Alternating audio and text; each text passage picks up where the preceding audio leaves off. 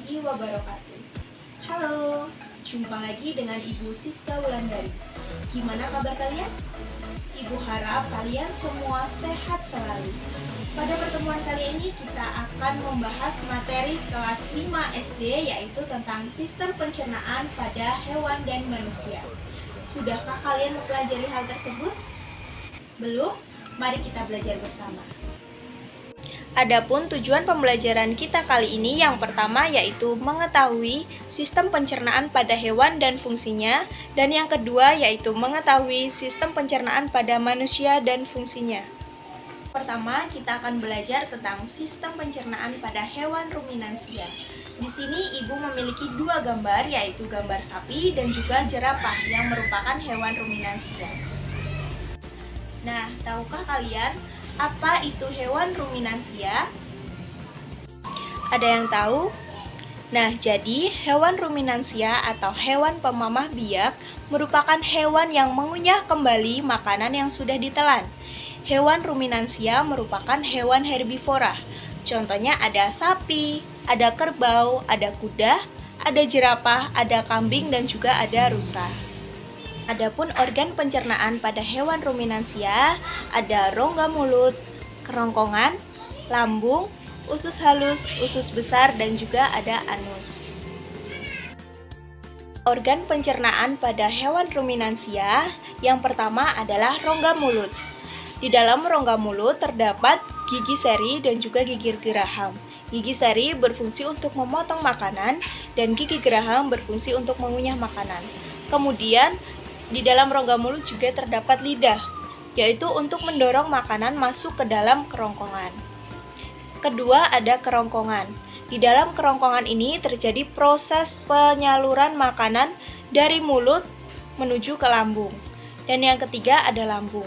Pada bagian lambung dibagi menjadi 4 bagian, yaitu perut besar atau rumen, perut jala atau retikulum, perut kitab atau omasum, dan juga perut masam atau abomasum.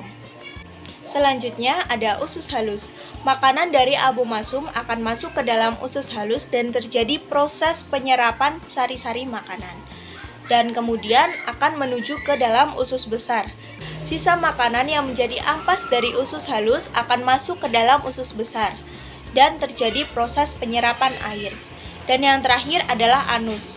Sisa-sisa makanan dari usus besar dikeluarkan melalui anus atau pembuangan terakhir. Berikut merupakan gambar pencernaan pada hewan ruminansia. Pertama, makanan akan dikunyah di dalam mulut, kemudian menuju ke esofagus atau kerongkongan.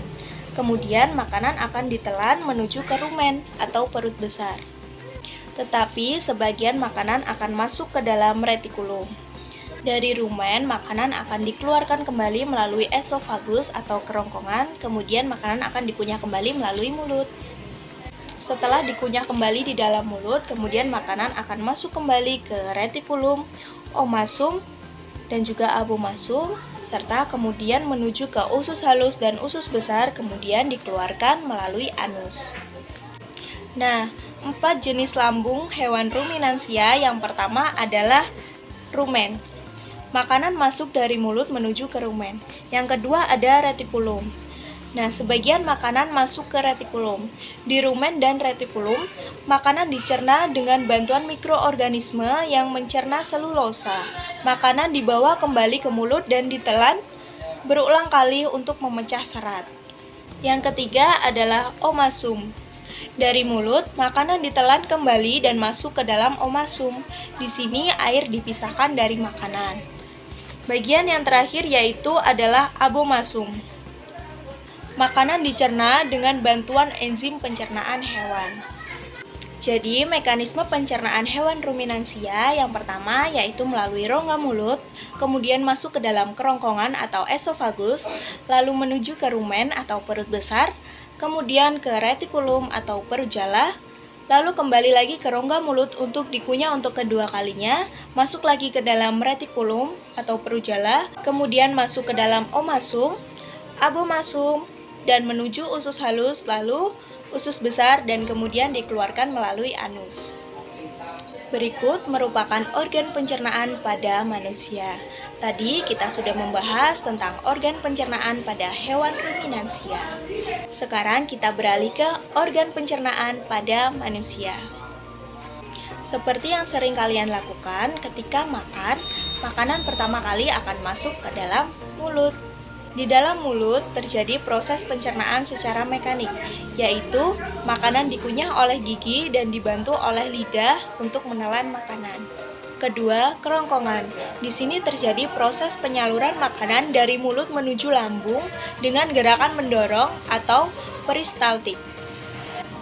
Ketiga, ada lambung. Di dalam lambung terjadi proses pencernaan mekanik, yaitu makanan dicerna dengan bantuan dinding lambung. Dan terjadi proses pencernaan kimiawi, yaitu makanan dicerna oleh enzim. Enzim pepsin, enzim renin, dan asam klorida. Yang keempat ada usus halus.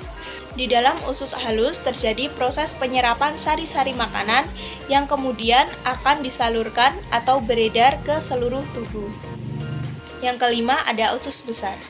Di dalam usus besar terjadi proses penyerapan air dari sisa makanan dan terjadi proses pembusukan yang dibantu oleh bakteri. Dan yang terakhir adalah anus. Di dalam anus ini terjadi proses pengeluaran sisa makanan melalui anus.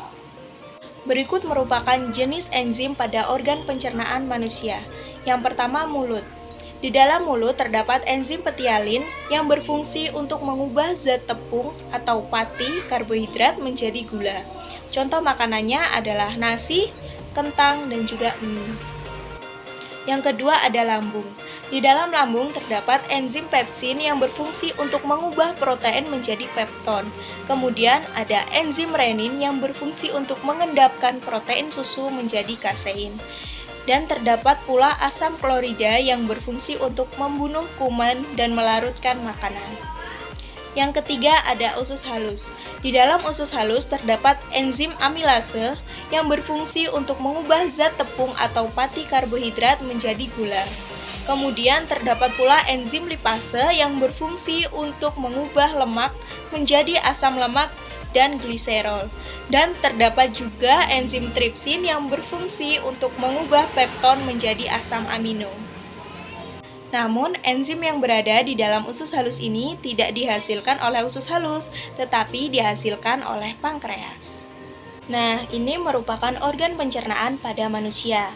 Yang pertama, makanan akan masuk melalui mulut, kemudian menuju kerongkongan atau esofagus, dan kemudian didorong menuju ke lambung. Dari lambung akan menuju ke usus halus, dari usus halus akan disalurkan ke usus besar dan kemudian dikeluarkan melalui anus. Nah, jadi ini adalah gambar secara detail bentuk organ pencernaan pada manusia yang sudah Ibu jelaskan tadi. Yang pertama ada mulut, ada kerongkongan, ada lambung, ada usus halus, usus besar, dan juga ada rektum dan anus. Oke, kita sudah belajar mengenai materi tentang sistem pencernaan pada hewan dan juga manusia. Semoga pembelajaran kita hari ini dapat bermanfaat dan mudah dipahami oleh kalian semua. Sampai jumpa di pertemuan berikutnya. Wassalamualaikum warahmatullahi wabarakatuh.